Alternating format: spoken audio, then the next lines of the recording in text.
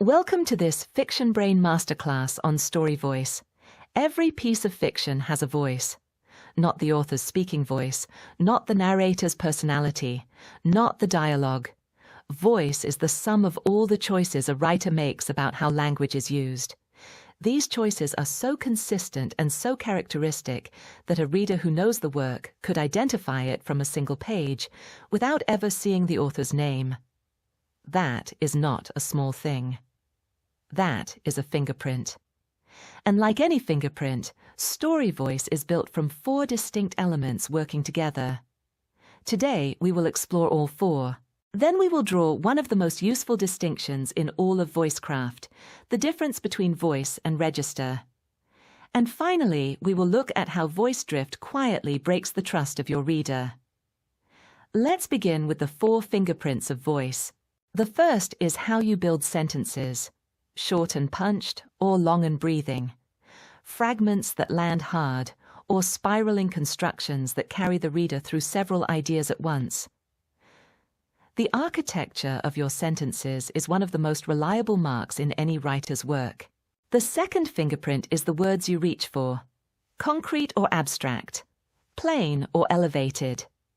Do your characters smell something or does it hit them? Do people walk into rooms or do they enter them? These small choices accumulate into a recognizable pattern. The third fingerprint is how you make comparisons. Every writer has instinctive territory for metaphor, the domains they naturally draw from. A writer shaped by the sea reaches for ocean comparisons. A writer shaped by machinery reaches for mechanical ones. Your comparison instincts are yours alone. The fourth fingerprint is what you treat as important. What gets described in detail and what gets passed over in a single sentence reveals a worldview. Voice is, at its deepest level, a record of what a writer believes matters. When all 4 of these elements are consistent across a manuscript, the reader experiences the story as coming from a single unified consciousness. When any of them wanders, the reader feels it, even if they cannot name what changed. Now here is the most useful distinction in all of voicecraft, and one of the least discussed. Voice is the instrument. Register is the music it plays. So what exactly is register? Register is the level and manner of language in a given moment. Formal or casual, elevated or plain, emotionally hot, or held at arm's length. Register shifts are not only normal, they are required. A scene of high action calls for tighter sentences, compressed interiority, and shorter beats. A moment of reflection breathes longer. A relationship scene softens or sparks, depending on the dynamic between the characters. This is register doing exactly what it should. The critical principle is this: register shifts in response to the moment. Voice does not.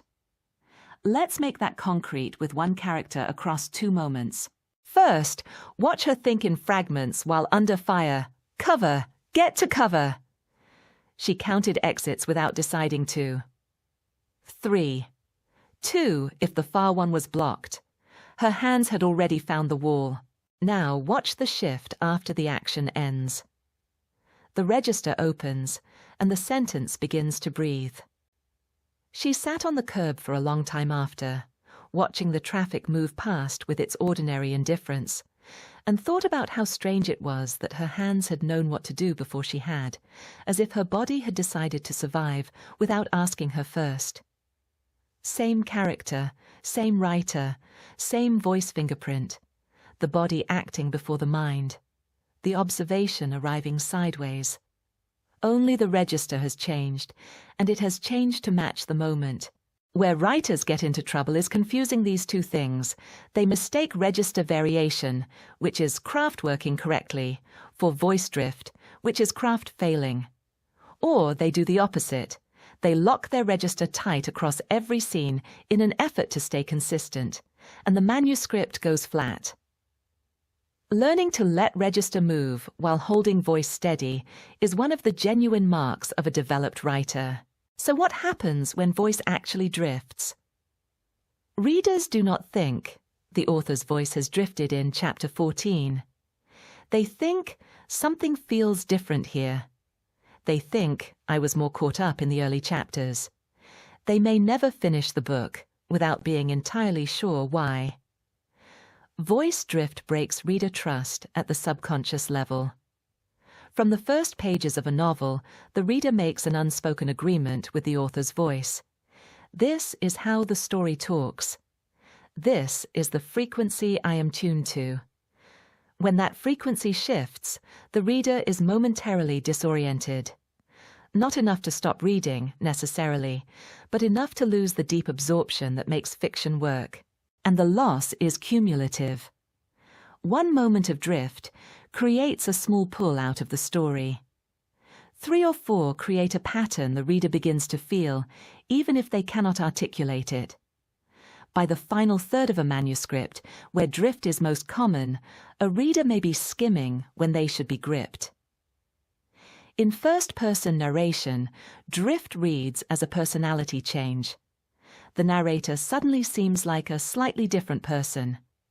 In third person, it reads as though different hands wrote different sections. Both produce the same result. The reader is reminded there is an author, and that reminder is fatal to immersion. So what does drift actually look like on the page? Drift is rarely dramatic. It does not announce itself. It accumulates in small signals that individually seem unremarkable and collectively change everything.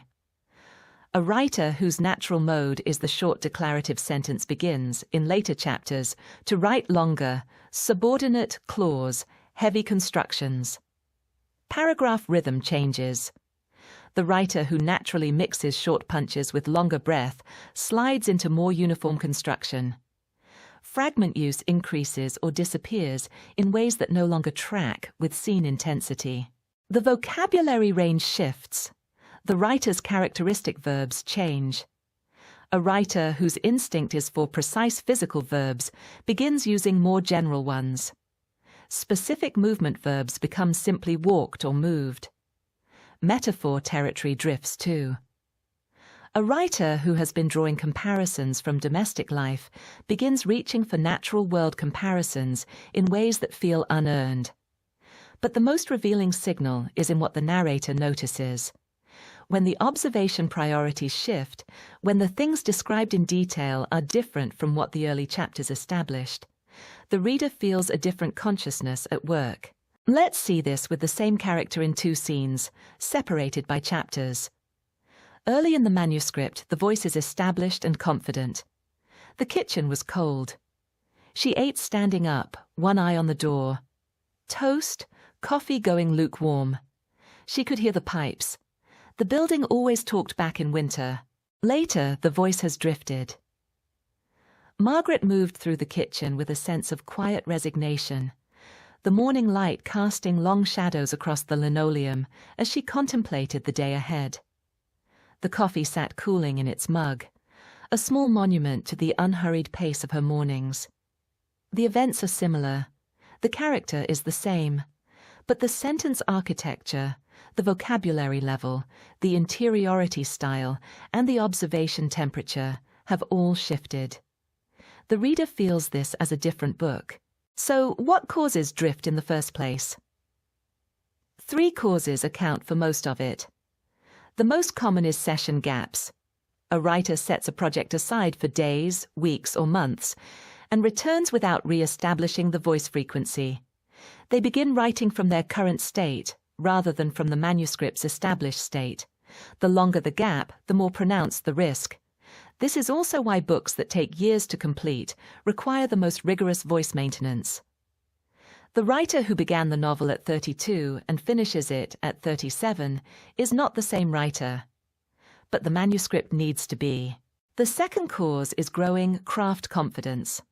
As a writer moves through a long manuscript, their craft improves. Later chapters are often technically stronger than earlier ones. That is good. It becomes a problem only when the writing gets better in ways that quietly abandon the voice you established at the start. So let's bring it all together. Voice is your fingerprint, built from sentence architecture, word choice, comparison instincts, and what you treat as important. Register is the music that fingerprint plays, and it should move freely with every scene. Voice, however, must stay steady from the first page to the last.